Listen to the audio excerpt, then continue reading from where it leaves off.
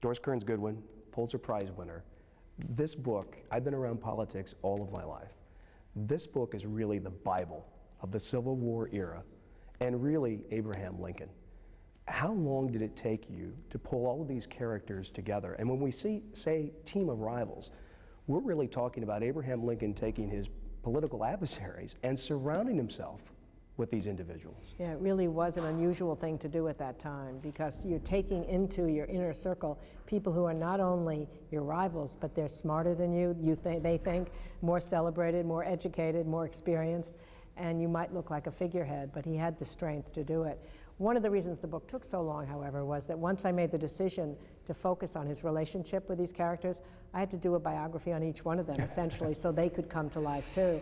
So that meant going up to upstate New York, where Seward's papers were, to Ohio to follow up with Chase and Stanton, and then down to Louisiana, where Stanton's papers had to be after a while, but it was great fun. Not that a movie or Steven Spielberg confirms how successful a history book is, but he has bought the rights. I mean, this is going to be made into a major motion picture. But I think there's some concern for those of us who have had this book for a long time and have markings in it that there are going to be changes in the movie that maybe you don't approve of. How much control are you going to have on that? You don't have control, but what I do have is enormous respect for Spielberg, and he has included me at steps along the way. So, for example, Tony Kushner's written the script, who wrote Angels in America, and he has spent 3 years of his life on that script. So this is as important to him as this was to me, and he's just a fabulous writer. So I've seen drafts of the script. You know, I've been going over details with him. I mean, the great thing about Spielberg is he wants everything to be right. So they want to know how tall was X or Y, how much weight did they have on them, you know, what did somebody's voice sound like. And most importantly, he's chosen Daniel Day-Lewis to play Lincoln, who I've now met, spent a couple days with in Springfield, and he's just an extraordinary man. Besides being a great actor, he's a great man, I think. I think those of us who love presidential history, and my goodness, my time. I can see. If we had an hour for each one of them, we would do that. You know, when you love presidential history, you sit around and often, who are the top 5? And of course, there's always that internal debate I think everybody has, Lincoln versus Washington. You know, we don't get off the ground without Washington and his stability. But I would argue, and I finally have come to the conclusion after a whole lot of thinking on it, that, I mean, Abraham Lincoln single-handedly accomplishes what all of the founders could not. He definitively answers the question of slavery once and for all. He does what the framers of the Constitution just simply couldn't do. Am I off base there? No, I think that's really well said. I think that's right. I mean, the Union was still pretty fragile after the framers created this amazing Constitution, but you're right, they didn't deal with this huge problem that was going to tear the country apart. And at the same time, if the country had been torn apart, if Lincoln had allowed the South to go, then the framers' whole experiment would have been undone. The idea that ordinary people can govern themselves, that's what the framers counted on. This was an era of monarchs and dictators, and the idea that you could just let people govern themselves seemed very strange, and it's what's so great about America. And Lincoln made that possible, and he knew that's what he was fighting for. So he saves the Union, and he wins the war, and he ends slavery forever.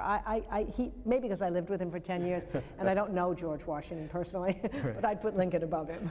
It seems he does have his critics, but it seems to me when you look at the entirety of his record, he was always consistently anti-slavery. And yet, if you put yourself in his shoes during that time frame, he's a politician. He loses elections, several elections. He's trying to survive without looking like a radical. Right. So when he makes statements like colonization, or when he talks about that maybe the black man is not an equal of white man, those are minor when you look at the entirety of what he stood for and where he took the country. Am I right in interpreting that? No, I think that's really important. You have to look at leaders in the context of their times. And even a lot of abolitionists in the North were not willing to talk about true equality for blacks in the North. I mean, you had black laws in Illinois, you had black laws in Ohio, which didn't allow blacks to sit on juries or to have any kind of equal rights in many ways. And if you had tried to say you should think those black laws should go, you wouldn't win an election. But it's not simply a matter of being political. He probably didn't understand then the importance of taking that next step toward equality. It was such a big step to say we can't have slavery, and then we can't allow slavery to extend itself into the Western territories. But then as he grew to understand what the black soldiers had done during the war, as he became friendly with Frederick Douglass, and Frederick Douglass said Lincoln was the only white man he ever sat with who didn't give any impression of superiority. Even the abolitionists did. So you have to judge him by how he grew, not simply what he said back in the 1850s. I've had these arguments with my good friend Skip Gates, because he'll say, but he said that. I say, yeah, I know he said that. I wish he hadn't said that. I wish he hadn't believed that. But that's the way people believed then. And the point was that he was able to move from that belief to saying that there should be much greater equality. And proof of that might be he often, in many speeches, made reference to the Declaration of Independence. All men are created equal, and not the Constitution. It was not that he was anti-Constitution, but he would add that almost apology of, well, the founders meant for slavery to be dissolved at 1808 or whatever period of time. So he almost uses the Declaration consistently as a way to get around the constitutional problem. Absolutely, and what the Declaration provided him was the ideal against which you could judge where is society now.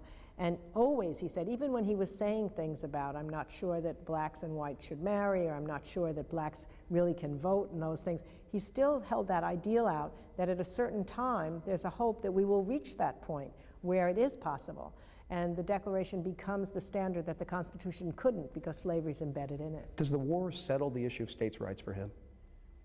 I mean, does he finally come to a definitive decision of, all right, I'm going to keep saying that the South is okay to do what they want just in an effort to prevent this war, but as soon as the war starts, seemingly, I mean, it was all Union. Oh, absolutely. No, I think once the war broke out, then his primary concern then was saving the Union. And then the Union takes precedence over the individual states. There's no question about that. But then the next step is then slavery has to be coupled in to saving the Union. So those are all giant leaps that a lot of people aren't willing to make, even people in the North. They just wanted to fight the war to save the Union, not to end slavery. Was he bipolar?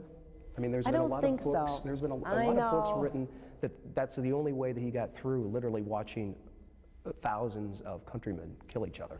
No, you know what I think? I mean, I've thought about this a lot. I mean, clearly there was a certain kind of depression in him when he was younger. And I think it partly came from the circumstances of his childhood, maybe somewhat physical.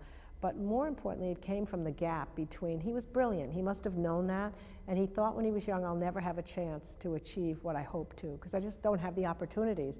And that made him very sad, and he used to talk about this poetry where there'd be an unmarked grave for some kid who had real talent but didn't have a chance to exercise it. So once he gets into the presidency, he's got the stage on which he can accomplish something important, which is what he's driven by. And even in the worst days of the war, there's no evidence that he took to his bed, that he became dysfunctional. On the contrary, his sense of humor and his sustaining the other people around him with his energy is what people noted.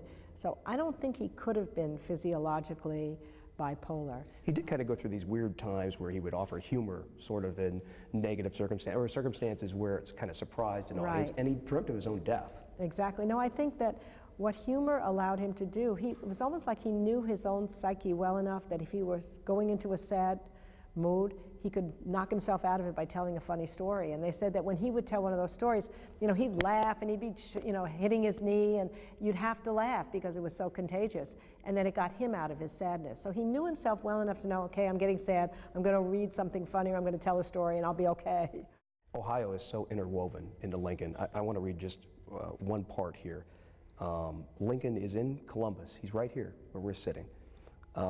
He receives a telegram that the electors had met in Washington to count the votes and make his election as President of the United States official. A great celebration in Columbus followed news of the official counting of the votes. In the late afternoon, Lincoln was presented at a full evening dress reception at Ohio Governor Dennison's home for members of the legislature.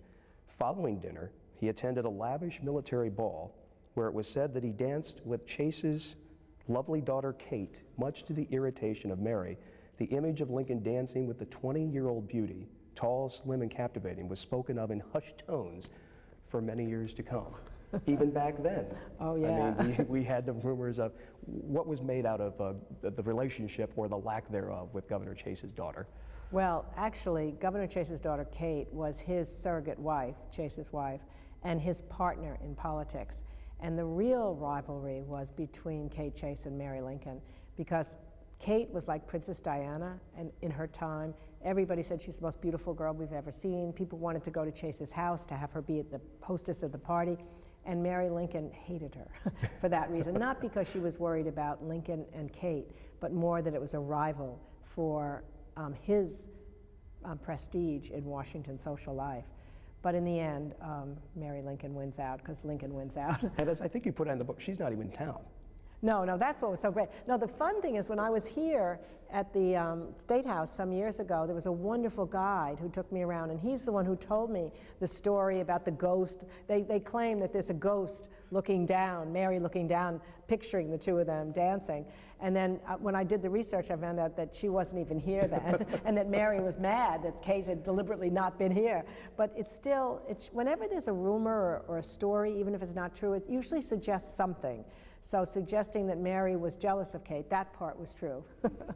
Lincoln admits he's not Christian. He defends all faiths, but at the end, while he makes reference to God, he doesn't make reference to Christ. Could he be elected today? In the dynamics of religion in politics has changed dramatically since Lincoln's time. Yeah, I mean, even during his time when he was first running for office, they talked of him as a deist, which meant, as Thomas Jefferson might have been, that you believe in God, but you don't believe that God is actively shaping events. And they just set the thing going, and then it's up to us to do something about it. I think that's what that meant. And he didn't belong to an organized church, and that did go against him early on, but he somehow managed to get through it. It might be tougher today, although I think if people talked to him and knew what an ethical person he was and how spiritual he was, you'd have to argue that that is what you hope to come out of organized religion.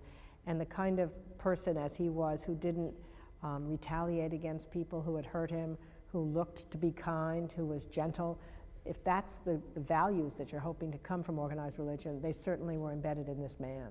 On election night 2000, you're sitting there in a dual box with Tom Brokaw, right? And you start giving this wonderful answer, and he says, Doris, Doris, Doris. That in a time of peace and prosperity like this, it's possible for the country to have such a division as they do. Doris. Uh-oh, something's happened. George Bush is the president-elect of the United States. Will this country experience anything like election 2000 again? Can you perceive where the networks get it wrong and wrong and wrong, and we really don't know who's president for weeks? I mean, when you look back on it, it was astonishing. I'll never forget that night because we had to be on the air so long. I kept telling stories about Rutherford B. Hayes, right. You know, when were the other times? And I enjoyed those, by the way. Me too. But after a while, I remember saying to Tom and Tim Russell, I don't have any more stories to tell. I got to go home because we were there like till 2 or 3 in the morning. Well, the weird thing is the country still does seem divided down the middle, so that the chances of close elections, the chances of a popular vote outrunning the Electoral College vote, I think are very great again. Given the way the red states have now lined up and the census is in the red states. So, but whether we'll ever get the idea that it was that close and that it was going to switch back and forth 3 times, that seems really once in a lifetime. I'm in a rare opportunity to make a request. I know your next book is about TR and Taft, but there's another Ohioan that bookends that, which is William McKinley. And as a presidential He's on your tie, clearly. Right, he's here. I've argued McKinley really could make my top 10 or 11. But there's a great president at the turning point of our country, and he gives us Theodore Roosevelt. So any possibility that you will do an Ohio connection on both ends of Well, you know, it's interesting. Roosevelt. What happens when you do something like studying Theodore Roosevelt and Taft, it does put me back to McKinley because the Spanish-American War and what he did. Right. And I'm writing about the muckraker journalists, too. And Ida Tarbell interviewed McKinley, and I've got that whole thing in there. So he's now come in my mind. There's no question. So I will think of you if I ever write Excellent. about Mr. McKinley. Excellent. Final question. Top 5 presidents: Lincoln, Washington, FDR, who you've written great work about, TR. I would put him there, yes. Even though he didn't have a crisis, he brought the government to where it needed to be to start dealing with the industrial problems that were rising, yes. Used to be Woodrow Wilson, and he's kind of fallen out of that spot. Would you say Ronald Reagan? I suppose you'd have to say that in terms of creating a generation of conservatives, as he did, what happened with the Soviet Union and the fall of communism, which he had a role in, that he had an ideology that then took hold for decades, yes, I suppose you'd have to put him in there. I mean, I may not agree with, I would generally argue that somehow expanding social justice and equal opportunity is a mark for who makes the great presidential routes. And I'm not sure, you could argue that in communism, I suppose, and anti-communism. Yeah, I suppose I'll put him in there. There you go. Well, let me say that having grown up around politics, The Making of the President, 1960, was always my favorite political book from Teddy White. This now, to me, Team of Rivals, is the best political book ever written. It is an honor to meet you, and every time you come back to Ohio, I hope that you'll come on and we'll talk more about the presidency. So nice to meet you. Thank you so much. You're very welcome. Thanks.